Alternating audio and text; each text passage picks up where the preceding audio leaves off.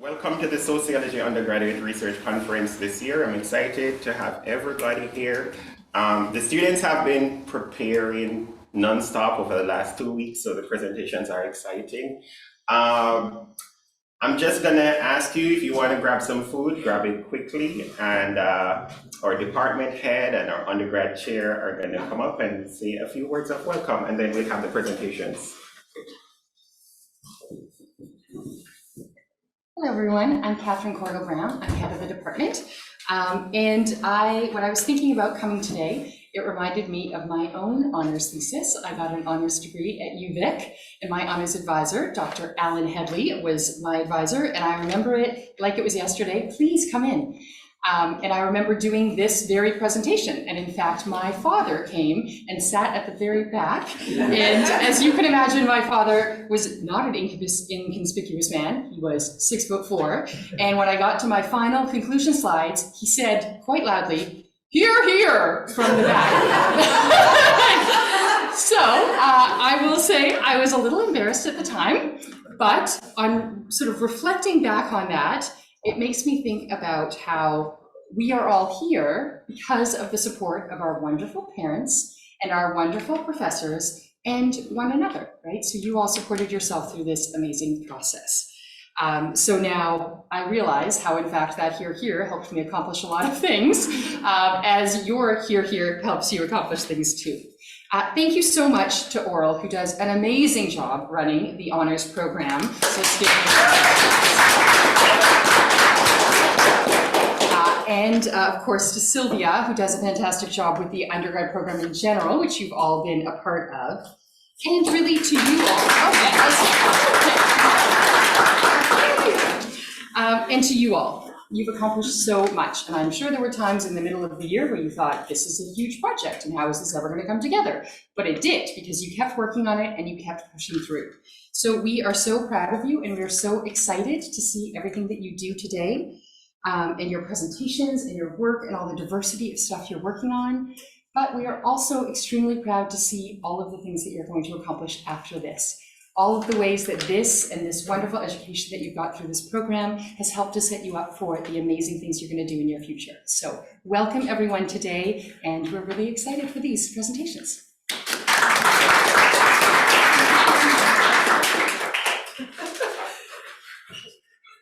So hello, I'm Sylvia Bartolik. I'm the undergrad chair for this year.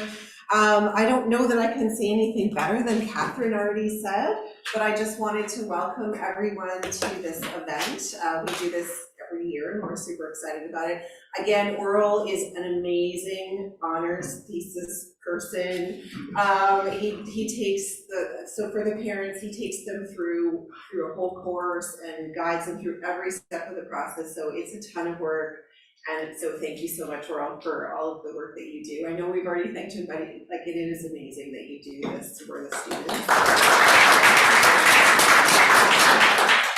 So I did not have the ability to do an honors thesis, so I feel that this is a really awesome part of our program. I'm really happy that we can do this every year, and I hope that you encourage your friends that are in younger years to also try to do an honors next year with the faculty. From the faculty side, I just want to say that I have been an honors supervisor in the past, and your ideas really spark our ideas, so it's not a burden at all. We love doing this, and so we really would encourage you to tell your friends to ask the profs to be your honors supervisor, because we really do enjoy doing it, and it is giving back. In the future, because Catherine talked about the future, when people ask you to be a research participant, perhaps you will oblige because you needed data for your project. So it's kind of just giving it forward to remember that, to thank your participants as well. Some of you did have to ask people out in the world. Thank you to the parents. Again, your kids are here because of you, and so it is really important. And thanks for coming, because it is really nice that they see your support. So I'm going to just stop there. Again, everyone have fun with this. We're super excited to hear these presentations. And this should not be stressful. This should be fun. This is like, you've worked so hard all year for this. And this is just like the icing on the cake. Great, so thank you so much, everyone.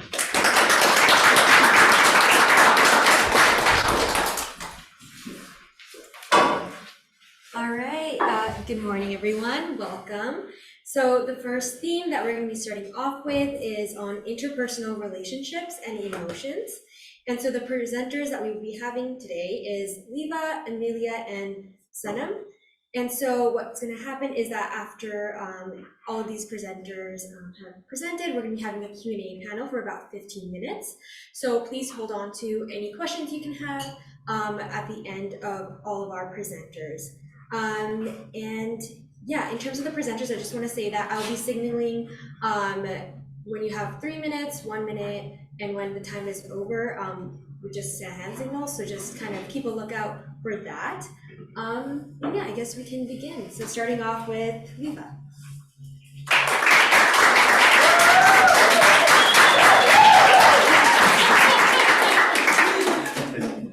Hello, everyone. My name is Liva, and I'm delighted to be here with you all to share the research that I conducted for my honors thesis entitled Unsmothering Girlhood, the Social Geometry of the Sisterhood Wound. I would like to first thank my wonderful supervisor, Tom Kemple, who has tuned my voice with so much nuance throughout this process. I also want to thank my wonderful dad in the back, who has designed the beautiful art that you see here, which I'm hopefully not blocking. And I most importantly want to thank my participants who have really breathed life into this research and so fiercely embraced it and really generously trusted me with their stories. So I'm going to begin by discussing what I call the sisterhood wound and the way that I conceptualize it within this project before situating the concept within existing literature and within the two types of circular interaction that are really at the core of this project. I'll then provide an overview of my methodology, I'll share my findings, and then I'll conclude.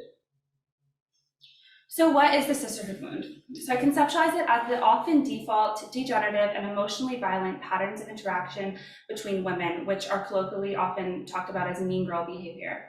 While this emotional violence often hangs in the air with no one form or clear delineation, it can also manifest in relational aggression, or behavior that's intended to harm another's relationships or feelings of inclusion in a group. And this is really instilled and normalized by what Gilman conceptualizes as our androcentric culture, and it's reproduced by girls and women themselves, which begs the question of why women would invest in patterns of interaction that are actually harming them. So ultimately, because our androcentric culture keeps the interests of men at the center of social and cultural life, and collectively grants the feminine a penance of worth, girls are really made to fight one another for a meager ration of enoughness within this system. So prior research has found that girls actively recruit one another into relational aggression in fear of becoming the next target. And this is a strategy of self-protection that's known as defensive othering. This is really a reaction to this androcentrically instilled scarcity. And relational aggression is really born from this desire to form stronger relationships between women. So girls and women actually really crave emotional intimacy with one another. Behavior stemming from the sisterhood wound has become normalized within a culture that designates girls and women as half human, reactive, and helpless, and it's been naturalized in this way. Most of the research up until this point has taken a psychological approach, and this has really failed to create the language that we need to speak about this experience. So as a result, we're really only focusing on the aspects of the sisterhood wound that we can see overtly. So research is offering women band-aids, but failing to ask why they're bleeding. So for me, this research began in Girlhood, particularly in the hallways of my high school, where girls would ritualistically gather in the shape of a circle to conduct a kind of project management of one another's femininity. So these always began with a harsh judgment of an embodied aspect of oneself or about another woman, and was followed by proposed solution. And responses from the other members of the circle were either prescriptive or dismissing. So nothing anyone ever said fully landed with or was received by the other members of the circle. It simply fell into a void. So drawing on Gilman and Foucault, I conceptualized these circles' constant surveillance as to whether or not we were meeting androcentric standards of femininity as androcentric panopticism. And this is really key to my understanding of the social geometry of these circles, because they were ultimately a kind of collective and individual labor for what sociology calls the femininity premium, or as my participants put it, women who know how to do the woman thing in society. This femininity premium is most accessible to white, thin, affluent, heterosexual women, and it's underpinned by that introcentrically instilled scarcity that I was mentioning earlier, in that it requires a constant maintenance and effort, but promises belonging and acceptance, however precarious that may be. So these wounding circles were underpinned by a yearning for sisterhood, and the way that I conceptualize sisterhood within this project is as the platonic, emotional, physical, and spiritual intimacy between women, with its implications of dignity, kinship, and reciprocity. The sisterhood wound disrupts our ability to cultivate sisterhood. And as one of my participants put it, I have to understand that this feeling of jealousy or competition isn't mine, it's something that I've been given to hold. So if we don't own this wound and therefore we don't need to claim it or reproduce it, how can we put it down? So in autumn 2021, I took a personal initiative to conceptualize a regenerative and restorative reimagining of the wounded circles of girlhood that I participated in. And these are held monthly and ongoing now with over 40 participants. And together we've developed this language to bring light to this lived experience of the sisterhood wound in order to cultivate healthy community. So the question I'm most often asked is what happens at a sisterhood circle? And in a nutshell, we usually begin with tea and an introduction to this language that we've been cultivating together, or Sisterhood Wound 101, before moving into a distinct ceremonial space, either indoors or outdoors, to delineate this kind of interaction from the way that we might typically gather. We then open with an embodiment practice such as pranayama or yogic breathwork, and then we share reflections on a certain theme before closing with an open and unstructured invitation to prayer, gratitude, and meditation. And we always finish with a nourishing homemade meal. So to conduct this research, I began by reading back years of my girlhood journals, but as Dorothy Smith would put it, I did not view this as a given and finalized form of knowledge, but rather as a grounded experience from which other discoveries might be made. So in following with this, I also conducted ethnographic participant observation within sisterhood circles. And this caused me to navigate a really complex personhood as I was both creating and containing the field and working within it in multiple capacities. I augmented this with 4 semi-structured interviews with participants in sisterhood circles who also attend DVC. So my study yielded 3 key findings. We first found that language is essential. It was described by participants as essential education and enlightenment, and really foundational for healing. We also found that the sisterhood wound is relational and not innate, and really a result of the cultural scripts that we abide by. And lastly, we found that ritual is functional, not decorative within these spaces. So the work we do within sisterhood circles has illustrated to us that we do not need to be condemned forever to a borrowed language. And by collaborating in these circles to view the sisterhood wound as a category of analysis, we've discovered that it's this language that really initiates a return to unity. So it's also evident that the sisterhood wound is relational and not innate, because as one participant put it, when given an open space, young women will not choose to enact judgment. When given the tools, like the actual tools to verbalize themselves and the patience that young women, I feel, are not often afforded to do this properly, there wasn't judgment and there wasn't shame. So there's really not this predisposition to reproduce these mean girl patterns that we see. And lastly, the tools that this participant spoke of were those of ritual. So in this way, ritual is really functional in these spaces rather than just decorative, as they create and sustain what Durkheim called collective effervescence.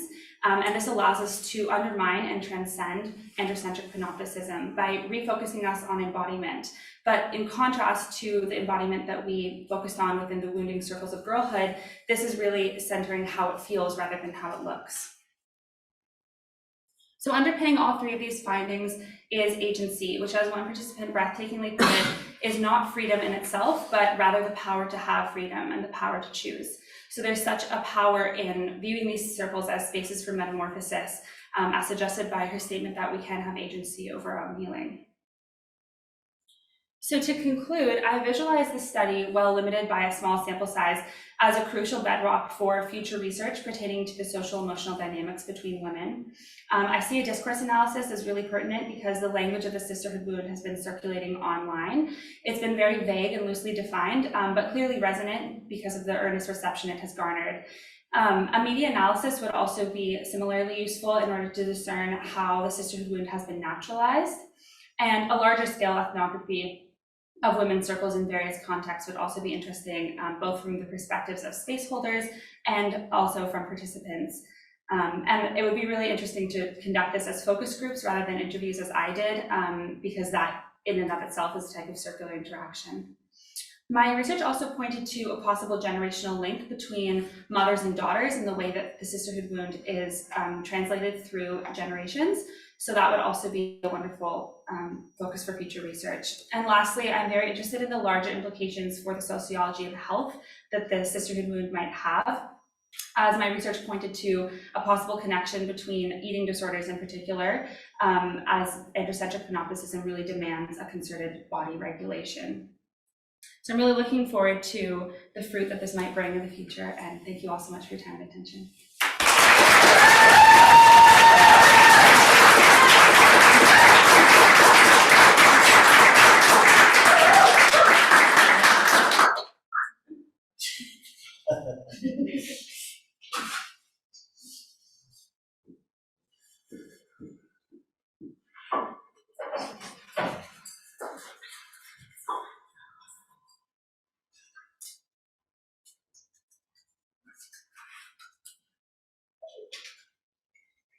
Yeah, which slide is it that I need to open? The second one. The second one? The other? Are you going to be switching slides for me? Yes, I can try and preempt when I think you're going to do it. So that's what I've been trying to do. You're very intuitive, thank you.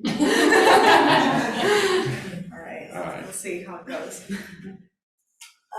Hi everyone, my name is Emilia and I'm going to be presenting my honors research that I've been working on with the help of Dr. Carrie Greer.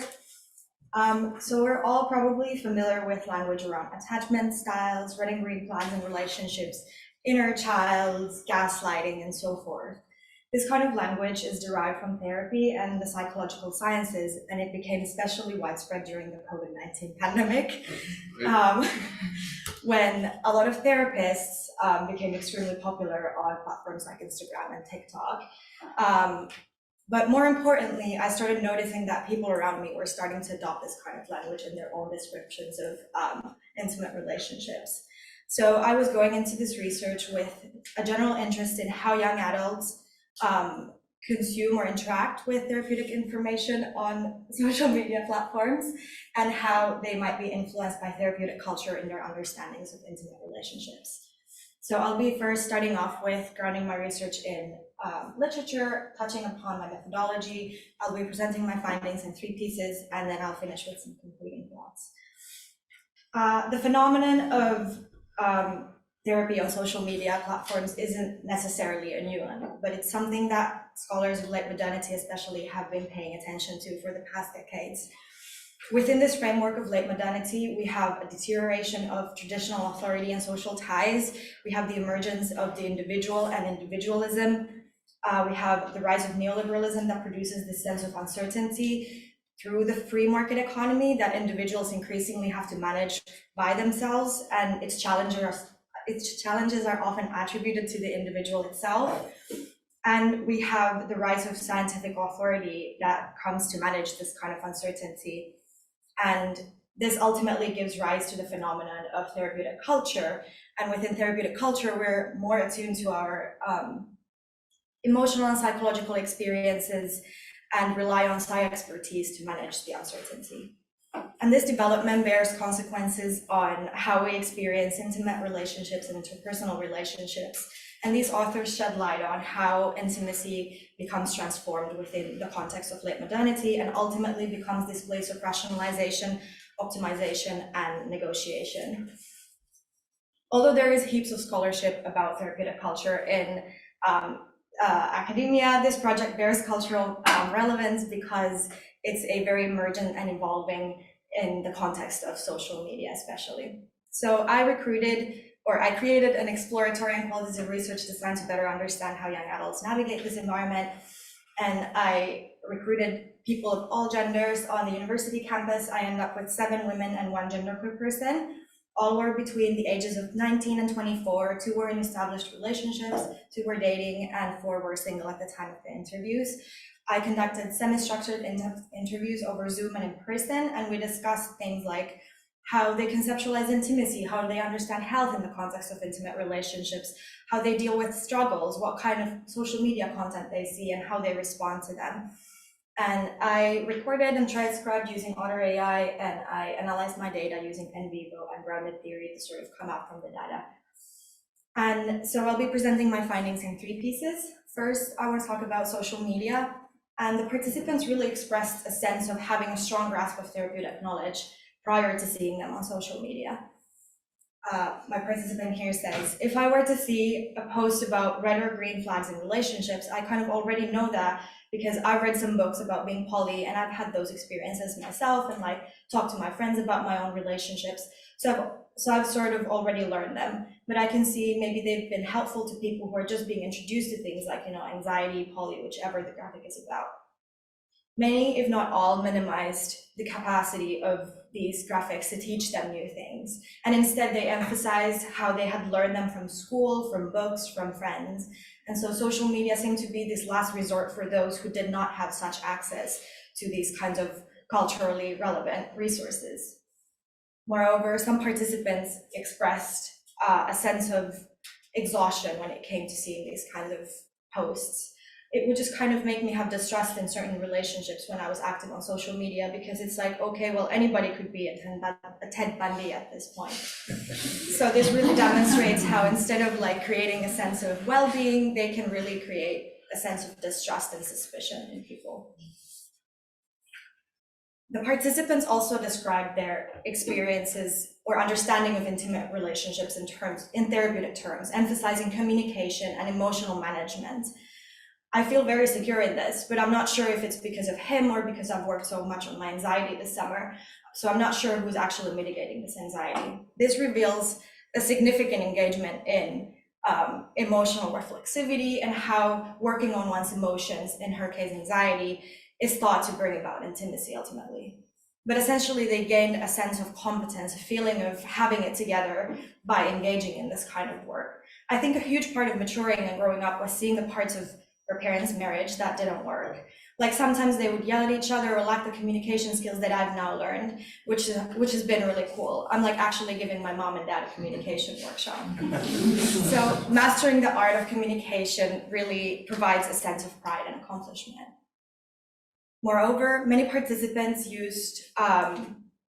they were highly critical of relationship norms, and therapeutic frameworks were mobilized to transgress those norms. I've never really fallen into the boyfriend-girlfriend monogamous contract. It's sort of up to me to create my own ones, and there you have to really think about what rules that would be broken. So it's less intuitive, I guess, or less like the default. So here we see that engaging in emotional reflexivity allows to design love that reflects oneself, like Giddens points out in his description of the pure relationship. But instead of leveraging therapeutic frameworks to connect with other people, many participants described how they use reflexivity to sort of assert the self or to protect the self. For me, it's really easy to make that decision of ending a relationship. If I'm not getting something out of it, that's not like healthy for me. If there's not a mutual exchange of something, whether it's like intellectual conversation or like physical touch. And so their idea of a relationship is quite reductionist and rational, which ultimately facilitates leaving them if that mutual exchange is not established. So where I'm really landing with my thesis is at this question of whether mastering these therapeutic frameworks actually produces a better intimacy or merely an experience of individual triumph on the relationship front. And so it would be really interesting to further research how these are negotiated within partnerships and how therapeutic knowledge emerges in them. And it would also be interesting to interview people of different genders. As I mentioned, I only had 7 women and 1 gender per person. It would have been great to interview men as well to understand the gender dynamics of therapeutic discourse, and perhaps how therapeutic discourse would organize other kinds of relationships beyond the context of intimate and sexual relationships. And because my focus on social media is quite limited, it is difficult to draw conclusions because people see this on social media, therefore they think about them in these ways. So there would be more room to research therapeutic interactions with therapeutic content, both through qualitative and quantitative methods. That's all I have. Thank you so much.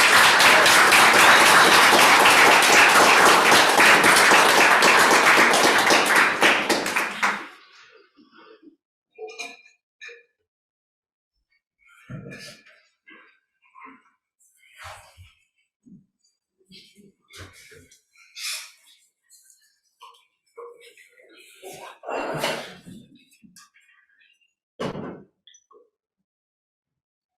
right.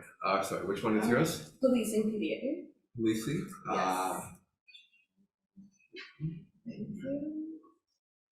Hi everyone, my name is Sanam and I will be presenting my research on the policing of public displays of affection, or PDA, in India. And I conducted this research last semester in my Sociology of Sexualities class for my final paper. In an attempt to understand how power operates in the cultural context of India, I explored discourses policing PDA, as well as the resistance these discourses produce. I also explore how this phenomenon is related to class. And in my research, I distinguish between middle class and lower class citizens by referring to middle class citizens as those who live in a large urban city of Mumbai, and lower class citizens as those who live on the outskirts in a small village called Ravanti that has a population of 60 people in total who have limited access to water, electricity, and healthcare resources. So first I'll go into some background on PDA and a little bit about the city of Mumbai, then I'll go into my methodology, results, and later my discussion and conclusion.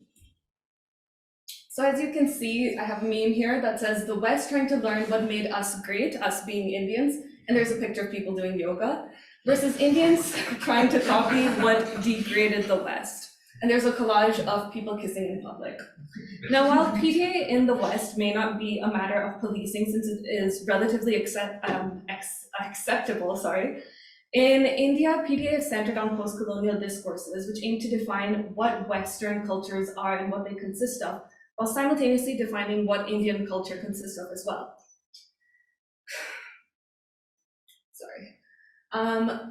Given these discourses, PDA in India is placed as something that is immoral, not right, and thus just not Indian. When it comes to the city of Mumbai, as you can see on the map, it is located in the west of India in the state of Maharashtra, and the city itself has a population of 27 million people. It is considered the most sexually liberated city in India, which probably has to do to the fact that it is home to Bollywood, which is the world's largest film industry.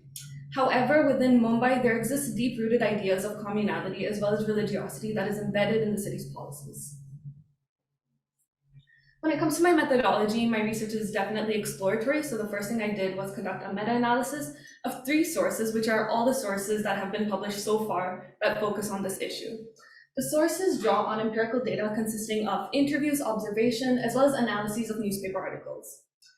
I then used Foucault's history of sexuality in order to analyze the operation of power and how it works through discourses cannot exist without resistance to the form of reverse discourse, as well as how power aims not to suppress beliefs, but to provide a new permanent reality, such as kissing in public being immoral and indecent. I also see significant relevance to Bentham's panopticon, which I will get to after my findings. When it comes to the policing of middle-class citizens in Mumbai, I first found how they are policed through legal systems such as the local police, wherein the discourse surrounding PDA was centered on PDA being obscene and indecent. Thereby, Section 110, which is a public indecency law in Mumbai, has been used since 1951 to 2015 to police PDA.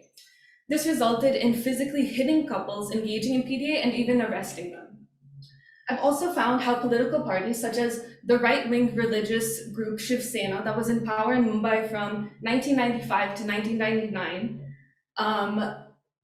wherein the discourse surrounding PDA was centered on morality, wherein PDA is considered something that is against Indian morals. This resulted in the regulation of public spaces by putting up no kissing signs, creating exclusive senior citizen parks, replacing double-seat benches with single-seated chairs in certain areas in the public, demolishing sheltered bus stops, and even conducting anti-obscenity drives along beaches and waterfronts. This also led to anti-Valentine's Day protests and anti-Romeo squads, which consisted of everyday citizens who would go around the city looking for couples engaging in PDA with the intention of hitting them.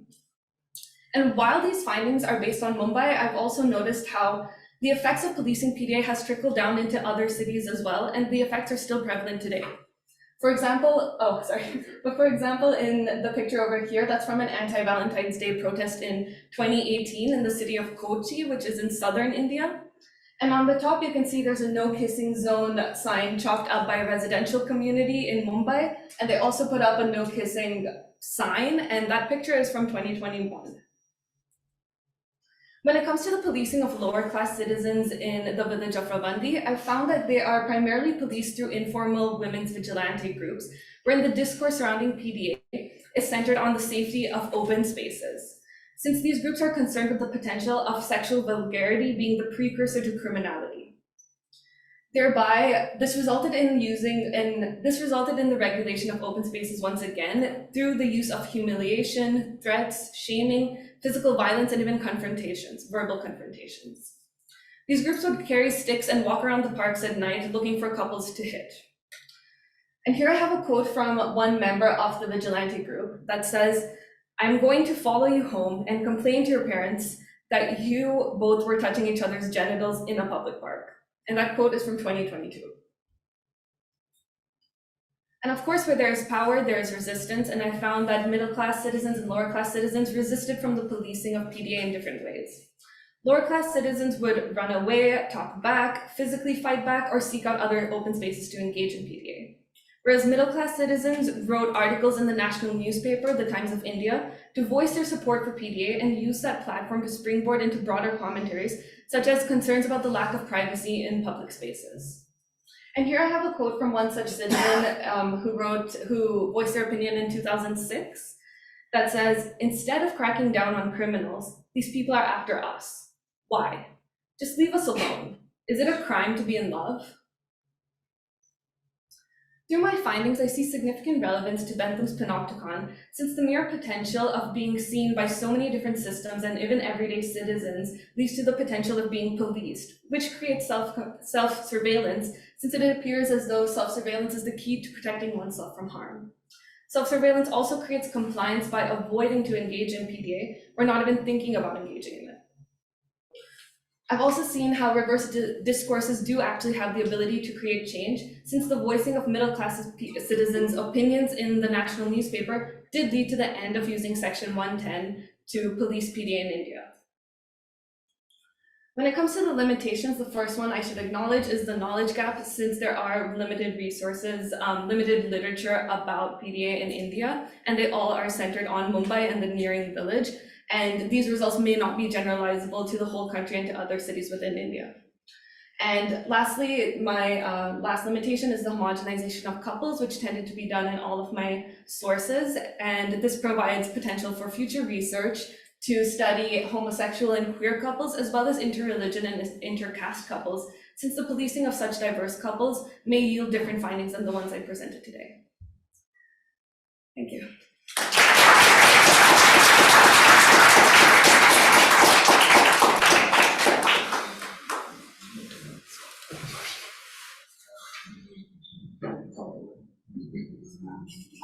All right, thank you so much to our researchers. Those were really amazing presentations.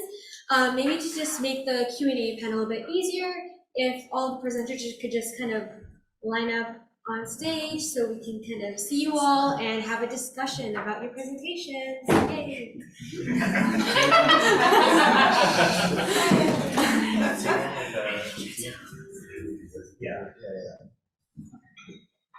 We're just gonna set the table in the middle.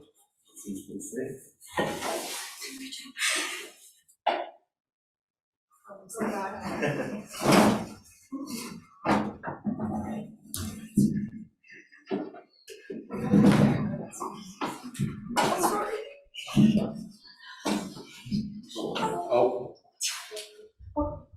I think I might have knocked you, but that's okay. We don't have slides right now. I can sort that later. Okay. Yes, any questions? Hi, so I actually have questions for all three, but I'm gonna be sparse and just ask one and then maybe circle back if there's space.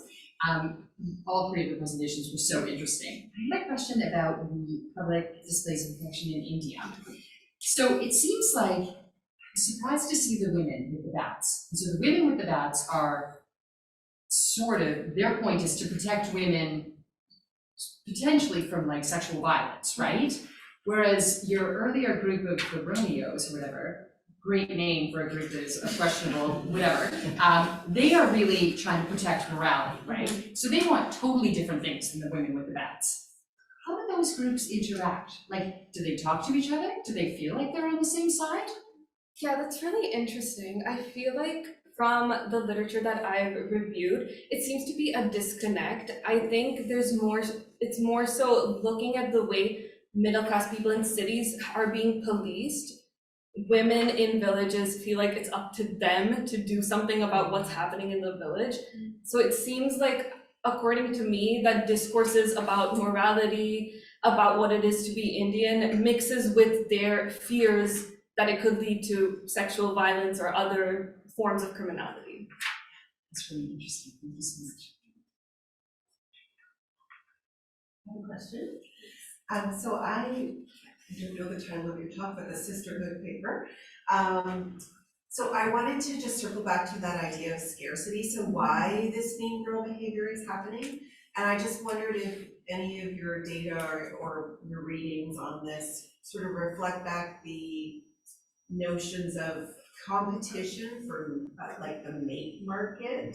So we cut each other down so that, you know, there is a better person that's going to be more attractive to. So did you come across that in your data at all? Absolutely, yeah. There was a huge focus on men being kind of the prize and women competing for men, and that was actually something I found in my autoethnography as well. That was a huge theme in those initial girlhood circles that I participated in, as they did center around one exchange student that we had come, and it was kind of just this kind of insane, like, wild fight for this guy. And yeah, it was a very salient point in a lot of the readings I read as well. Yeah.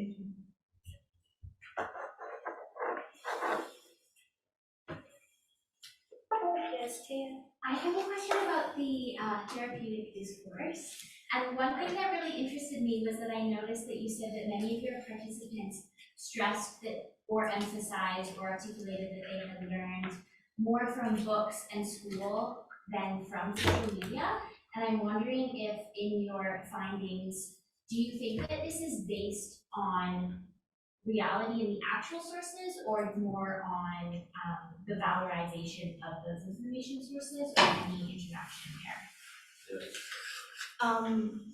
Like, in terms of, like, do you think that that emphasis on learning from books and school is representative of, like, the actual source of the data that they're using versus social media, or do you think that it's more representative of the fact that, like, we have more valorization and validation of those resource sources? I think it's the latter. Where I'm landing with it is that it seems that learning from school and learning from books and engaging in this kind of research is more valuable than seeing it on social media and adopting it from there. They do like describe being exposed to therapeutic information on there. They're not denying that, but it seems that they're more willing to attribute their own learning to these more valid sources. We have one from the Zoom chat. Jackie, if you want, you could unmute and ask a question, or I can read out what you sent me.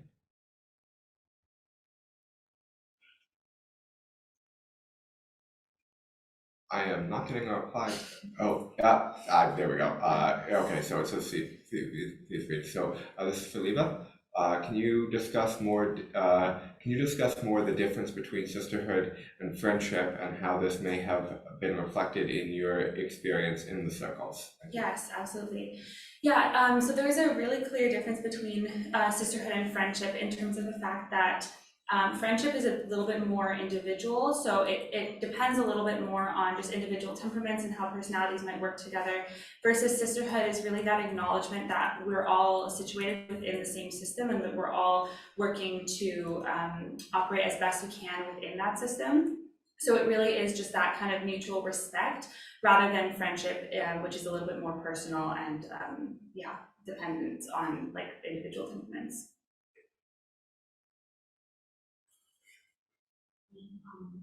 I have two questions, but I guess I'll start with one. If there's time, I can ask the second one. But regarding the therapeutic discourse research, you mentioned that you had only like women and one gender queer person volunteering, but you had a harder time recruiting men. I'm wondering if you think that is due to the nature of the content and like those therapeutic discourses being targeted towards women, or just men being more reluctant to talk about therapeutic. Yeah, that's something that I touch upon in my thesis, and I have two hypotheses. One being that therapeutic discourses have like intermingled with feminism and become really feminine, and so they might be targeted more towards women, and so women would be seeing this kind of content on social media. And then there's an element of like this research requires a certain level of intimacy and being vulnerable, and so the interaction might not have felt either comfortable for the men that my recruitment call reached, or perhaps they just didn't find it as relevant to their life circumstances as women did. So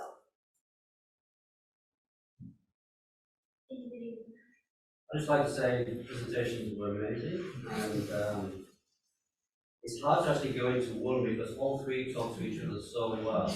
Like my brain is going, oh, you two spoken to each other, you two spoken to each other. Emilia, you talked about intimacy and the self, and that kind of the contradiction there.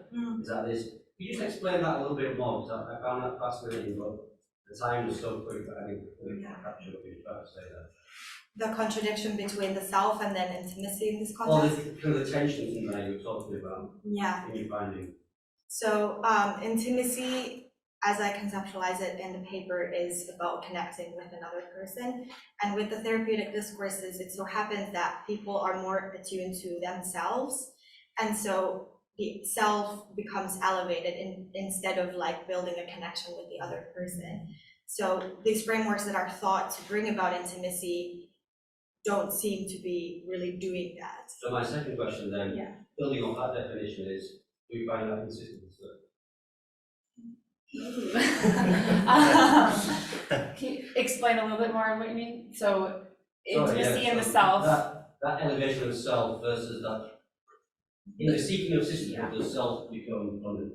Yeah, that's a really good question. I think in some ways there are prerequisites to the individual kind of work that must be done before coming together in a collective context. And in that way, perhaps you could argue that there is a more emphasis on the self in that setting. But I think once we come into the circle, all the rituals of the circle are designed to facilitate this sort of reciprocity so that the collective is really the most important thing. And everyone comes in with so much to share, and we always say that you're really just sharing one drop of a whole ocean. And I think that has really helped keep the self decentered and the collective more prominent.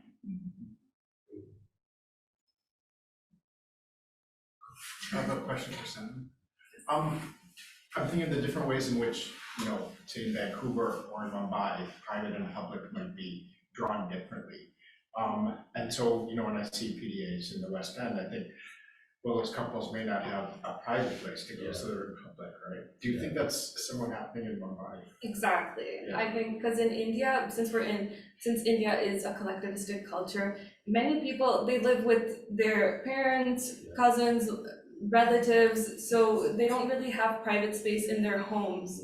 And especially when you're of lower class and you can't afford a hotel room or elsewhere, the only thing that's left is public spaces. Yeah.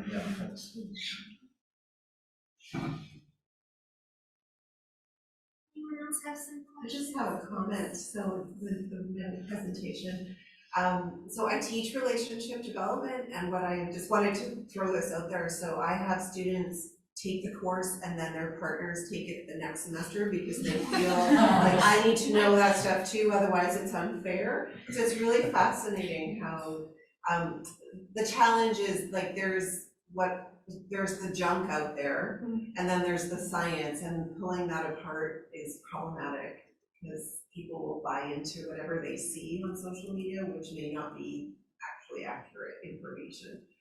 So I just wanted to throw that out as an interesting comment. I've had people get married too and send me photos.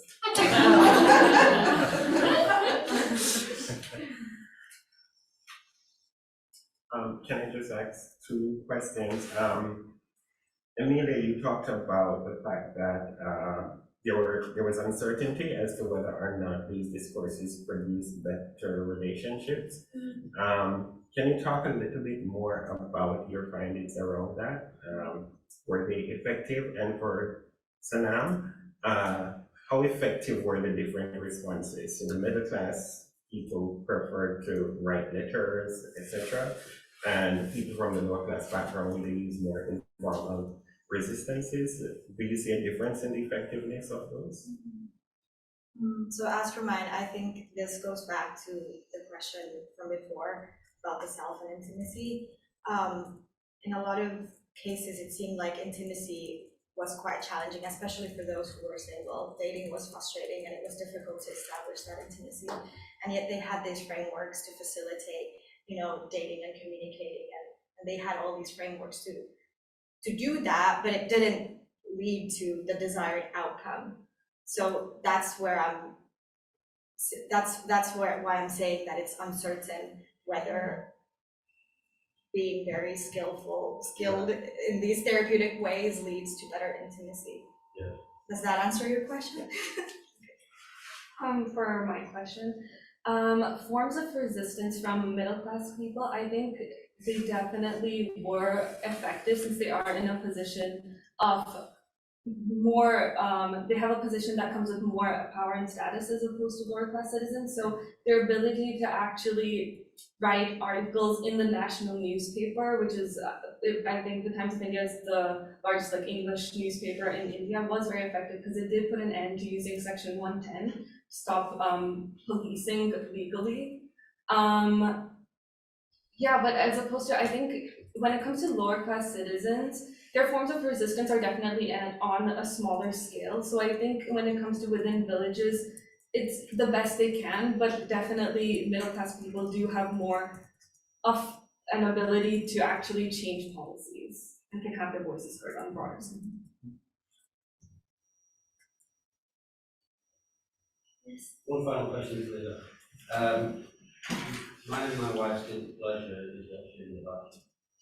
And I think in the last 2 years I've seen this discourse you're talking about and the ideas of queer. I don't know if it's anything, but I think it'd be interesting to look at how also that plays out in representations in media programs and the rise of relational kind of TV programming, and see if you see any kind of response or like new ways of being in those things, and that's also I think an area you could also look into. Yeah. If it wasn't on that list. Absolutely. Well, the first thing I did for this project was watch Mean Girls because I'd never seen it before. So, yeah, that's 100% on the list. So this question's for Liva. I'm wondering how far intersectionality plays out in the sisterhood circles, because I feel like it's really nice, the discourse about women coming together and whatnot, but I would find it really I would find it hard to conceptualize how women of all different backgrounds will relate to one another just because they're women in the world. So I'm wondering if you looked into that. Yes, absolutely. Yeah, I did find we have a very diverse group, and I found that there really was a universal link that we had all experienced this sort of androcentric panopticism that I was talking about. But to be fair, my sample size is smaller, so I do think that a larger scale ethnography needs to be done in terms of determining how that works for people of different backgrounds. But we did have quite a diversity, and that link really was there for everyone. So yeah, that will be something for future research for sure. Great. So yeah, we're just out of time. So I just want to thank everyone in the audience for asking such insightful questions, and for the lovely researchers for answering all of the questions so beautifully. So now I would just like to welcome Dr. Robinson. If you can just start the little surprise giveaway session that's going to be taking place now. Okay. This is a very shortened session, by the way. One of our presenters had COVID, so we have a little extra time to grab some food in a minute. But we had a prize for the audience member, a non-academic audience member who can ask a question to the three participants on the go. So one more question, and whoever asks the question gets a prize. Prize system. Doesn't have to be a good. Yeah, it can be any question.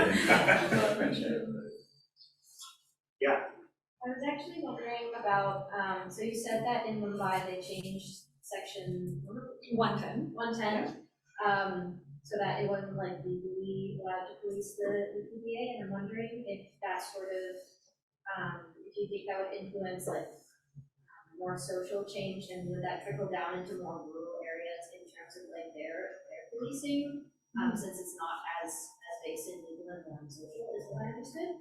Yeah, that's a great question. While Section 110, which is the public indecency law within Mumbai, was supposed to be stopped to use it to police PDA in 2015, unofficially it still goes on. So unfortunately, I don't think, or at least from what I've seen so far, there hasn't been substantial changes, but yeah, thanks for the question. Thank you.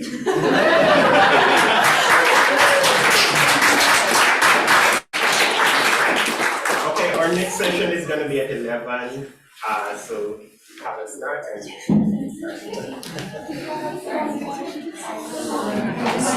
I'm Catherine Corrigal-Brown, the head of sociology at UBC. Thanks for watching our video. To learn more about UBC sociology, please subscribe.